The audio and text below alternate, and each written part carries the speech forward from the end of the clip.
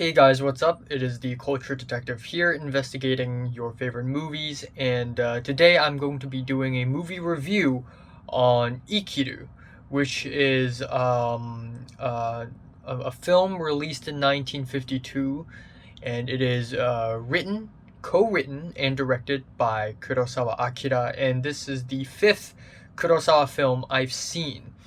And usually, in my plan to watch Kurosawa, I actually plan to watch one Kurosawa film by the end of every single month. So I started with Seven Samurai, and then I watched Rashomon, and then it's Throne of Blood, and then I watched The Hidden Fortress not too long ago. But I actually skipped Ikiru. Originally, I planned to watch it by the end of July, but I actually skipped it because I feel like this film is something special. I feel like I feel like there's something special about this film. I know that it's about life, so I feel like this film would be more of an experience for me if I watch it on my birthday. So yesterday was my birthday. I am now 19 years old, and to give you some background, birthdays are usually days people celebrate. They celebrate being born. Um, but the truth is, as time goes by, people start to care less and less about birthdays, including me. I've had 18 birthdays already in my life. Um, I I'm already not excited for the 19th one, to be honest. I feel like wasting time. And also I'm going completely, I mean, yeah, I have a small script over here, but oh, did I spoil the score? Shit. But in this video, I kind of want to just have this raw quality, you know? I kind of want this video to have this raw quality. So I'm going to try my best to not do any cuts or fancy edits or anything. I just want to talk about my feelings about this film. Yeah, Ikiru, 1952. So, right, I've already had enough birthdays, so me turning 19 is not something that excite me or anything. Um, Psychologically and emotionally, I'm better nowadays, you know? I feel way more emotionally stable, and I'm a happier person. But that doesn't take away from the sadness completely. So when I realized that I'm going to turn 19, I actually felt really miserable. Like, what have I done for the past year? What have I been doing with my entire life, actually? I mean, I've been trying to speak to this girl, trying to make friends with this guy. I've been trying to join this, join that. I've been trying to have fun with this, have fun with that. I've been trying to gain weight. I've been trying to make short films. I've been trying to keep up with my YouTube, you know.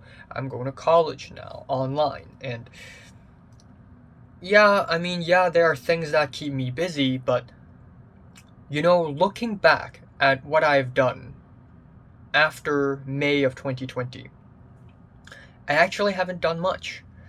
I don't remember much from 2020. And I feel sad all the time because of that. I think a lot of time is wasted, and I feel like I haven't done anything productive at all. I feel like life is just very boring and empty, and I just feel like like like I don't know, just feeling imprisoned by life. I'm gonna turn on the air conditioner. It's really freaking hot.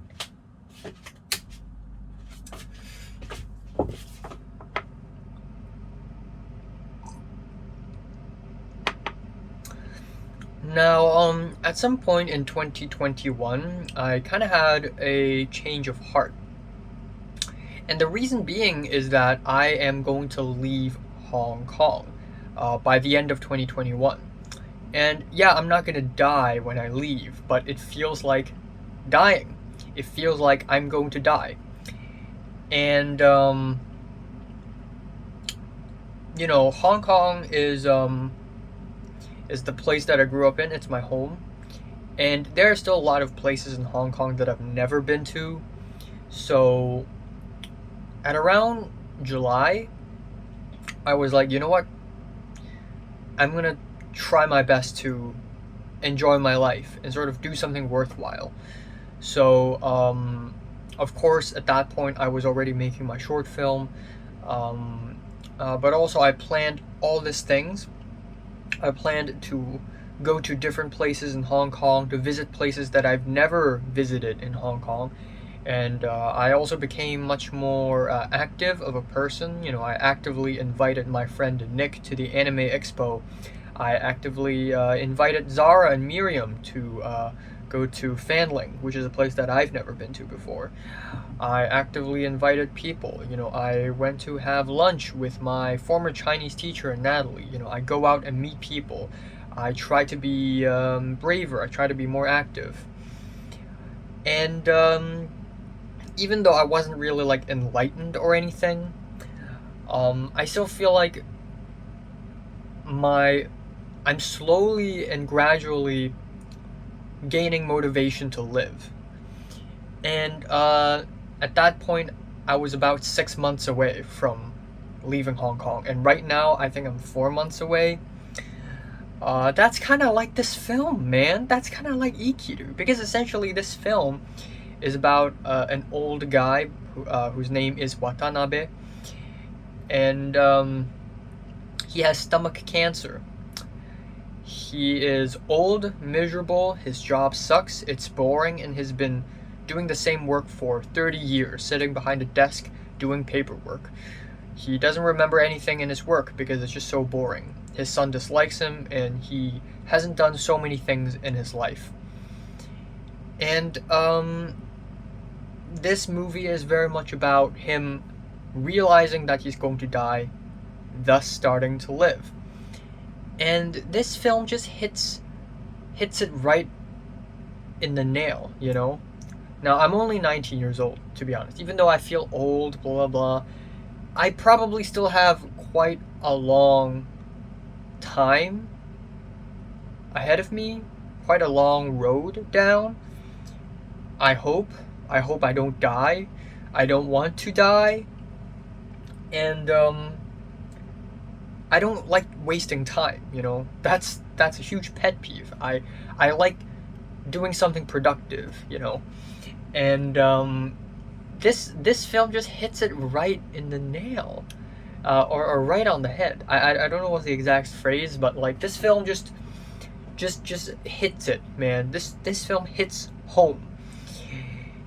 And just the thought of this film actually is enough to make me cry. Like when I was watching this film last night, and it was really late at night, throughout the entire film I was on the verge of crying, basically, especially in the last act. But yeah, it is easily like the most enlightening film I have ever seen. And enlightening because this film kind of answers the greatest question of all times. The greatest question is not how is the world created or how will the world end. The greatest question, and the most important one, is actually what is the meaning of our lives? Why are we alive? And I think this film kind of answers that. And there isn't a single answer to it because everybody's different. But I think this film kind of shows people like what you can do with your life. And yeah, I'm so glad I watched it on my birthday. It's such a great decision. I think Shimura Takashi is amazing in this film. His performance is great, playing an old guy, because 2 years after this, in Seven Samurai, he plays like a tough samurai. Yeah, so he's got range.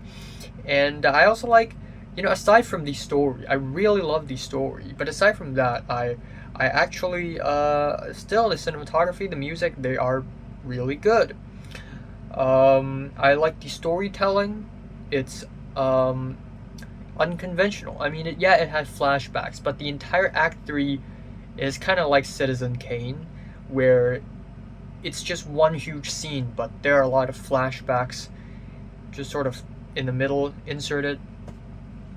And actually, the entire film is kind of like the reverse Citizen Kane, because this biggest Citizen Kane is about the rise and fall of a great man, and Ikiru is kind of like the reverse, the fall and rise of a great man. And yeah, I'm not gonna try to sound profound or deep or anything in this video. I mean, I'm only 19 years old. But if you ever feel stuck with your life, just wondering, what am I doing with my life? I think this film can really answer it. And what I also really love about this film, actually, is that it simultaneously deals with the meaning of life, but also at the same time it criticizes social politics and just institutions, systems. And a lot of films try this, being about two things at once. And a lot of them fail. But in this film, it works perfectly because these two things are interconnected.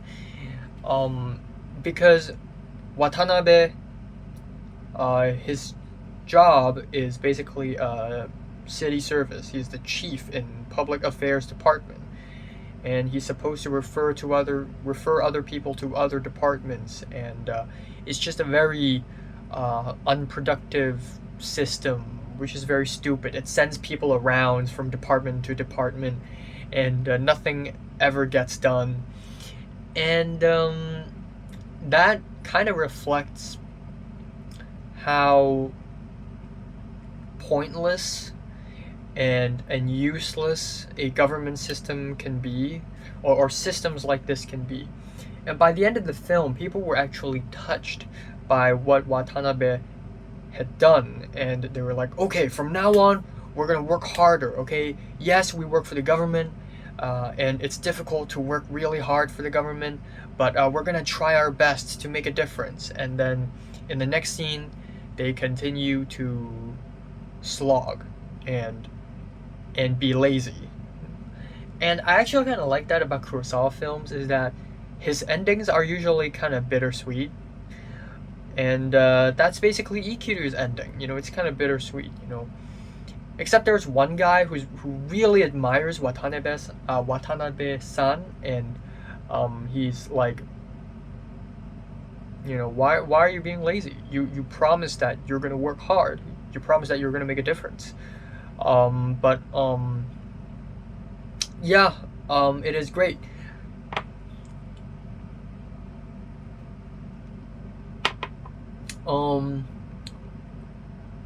I guess the last thing I can say about this film is that I really like that the first half and the second half is completely about different things. I mean, yeah, to live is to enjoy life, have fun, do things you haven't done before. But that is not it. If you keep on having fun and enjoy life, you're gonna experience a burnout, because that is not it for life. You still have work. You need to, and also, like, there isn't a point in having fun, actually, other than giving yourself pleasure. There actually isn't a point in having fun. It's not productive, and you haven't really found the meaning of life. So to find the meaning of life, you need to understand what you're doing and have a goal. And that's basically the second half of the film. And I do kind of wish that the characters in the first half of the film show up at the end. I think that would tie a really nice ending to the film, but alas, that didn't happen. But it's fine. And yeah, I technically cried. I mean, I was just on the verge of crying in the last act. And I think it's just a really beautiful film. And not only is it my favorite Kurosawa film so far, I think this might be one of my favorite films of all times. Yeah, it's not a super mind-blowing gut punch. It is not a super artsy fantastical epic. It is very much a humble film, but there's just something so powerful and so beautiful and so enlightening about this film that teaches us what is the real meaning of life. And I have no words. It is very beautiful. It touches my heart. So I think, needless to say, this movie is a 10 out of 10. So, have you watched Ikiru from 1 to 10? How much did you rate it? Like it, and subscribe if you want more. Thanks for watching. Also, I have a short film. Watch it! Watch it!